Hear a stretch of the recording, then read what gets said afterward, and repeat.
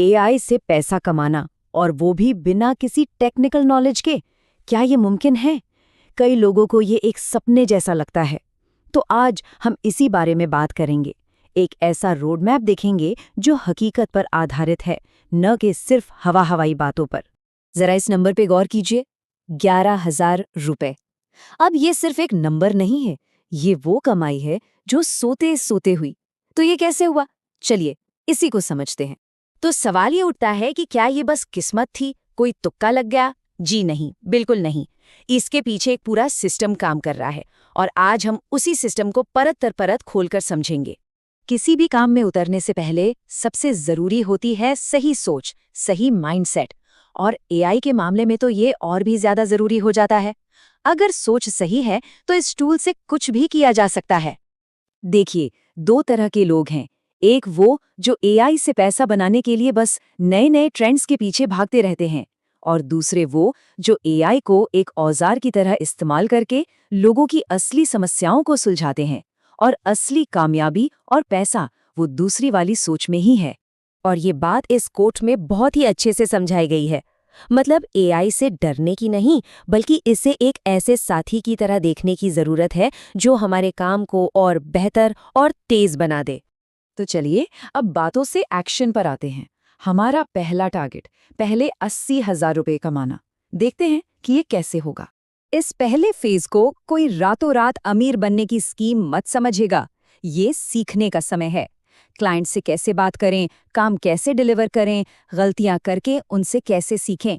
यहाँ पैसा एक बोनस है, असली इनाम तो अनुभव है। तो एक्शन प्लान क्या है? सुनने में बहुत आसान है और है भी। बस ये 4 कदम उठाने हैं। कोई एक सर्विस पकड़िए, उसके 2-3 सैंपल तैयार कीजिए, 50 ऐसे क्लाइंट्स ढूंढिए जिन्हें उसकी जरूरत हो सकती है, और हर दिन 10 लोगों से संपर्क कीजिए। बस इतना ही। अच्छा, तो सर्विस कौन सी चुने? शुरुआत के लिए यहाँ कुछ बहुत ही अच्छे ऑप्शंस दिए गए हैं। जैसे एआई सोशल मीडिया मैनेजमेंट को ही ले लीजिए। अगर महीने में सिर्फ 4 क्लाइंट्स भी मिल जाएं, तो आराम से 80,000 से ज्यादा की कमाई हो सकती है। सुनकर शायद यकीन ना हो, पर एआई की मदद से अब 1 घंटे से भी कम में एक पूरा का पूरा यूट्यूब चैनल खड़ा किया जा सकता है। जी हाँ, स्क्रिप्ट लिखने से लेकर वीडियो बनाने तक सब कुछ। अब बात आती है क्लाइंट्स तक पहुंचने की। ज्यादातर लोग क्या गलती करते हैं? वो एक लंबा सा बोरिंग सा ईमेल भेज देते हैं जिसे कोई पढ़ता भी नहीं। ये तरीका तो भाई बिल्कुल काम नहीं करता। तो फिर सही तरीका क्या है? छोटा, सीधा और दमदार। आपको बस इतना कहना है, देखिए मैंने ये काम आपके लिए पहले ही कर दिया है, और साथ में एक छोटा सा वीडियो भेज दीजिए जिसमें आप वो काम करते हुए दिख रहे हैं। बस इससे तुरंत भरोसा बनता है। तो जब पहले 80,000 रुपये कमा लिए, उसके बाद क्या? अब हम आते हैं अगले लेवल पर, जिसे हम कह सकते हैं चलने का चरण।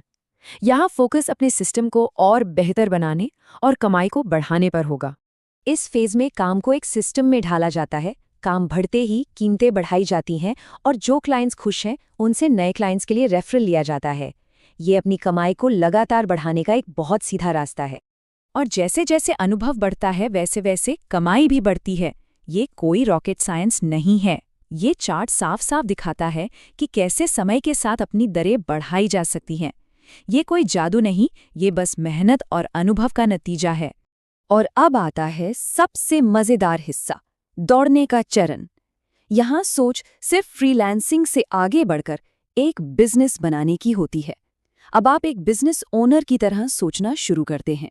एक बार जब बेसिक्स पर पकड़ मजबूत हो जाए तो आगे बढ़ने के कई रास्ते खुल जाते हैं। एक तो ये है कि एक टॉप लेवल के फ्रीलांसर बन जाएं, या फिर अपनी खुद की एजेंसी खोल लें, और यहाँ तक कि अपना कोई सॉफ्टवेयर प्रोडक्ट भी बना सकते हैं।